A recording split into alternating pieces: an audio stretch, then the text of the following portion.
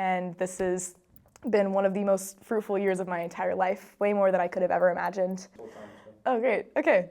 My name is Danielle. I am a second-year missionary with the Culture Project, and I was just thinking about whenever I first joined the Culture Project, it was not what I was thinking I was going to be doing at all. Honestly, I was applying to medical school, and that's what I thought my life trajectory was, and maybe it is in the future, but when I was graduating college, I had noticed over the past couple of years, while I was getting more involved in the Catholic Student Center at Texas A&M University, that I had just been seeing a lot of lack in upholding human dignity around, like my community at large, just like on the college campus, or while I was shadowing physicians, while I was volunteering, social media, just really everywhere.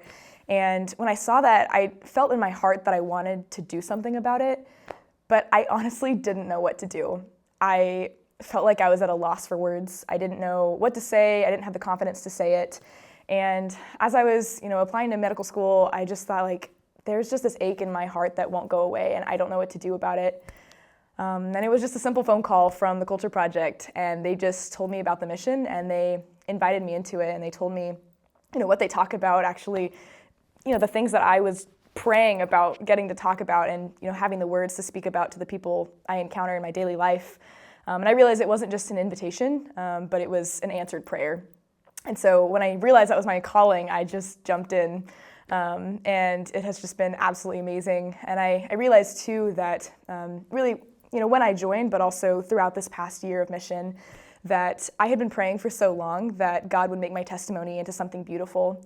And I saw that, it already was beautiful, and it was just a matter of changing what I thought about it. And so I used to see my past as this dirt. And what I saw throughout this past year was that it was actually the soil for a garden to bloom. And this is the garden. This is where the fruit comes, and this has been one of the most fruitful years of my entire life, way more than I could have ever imagined.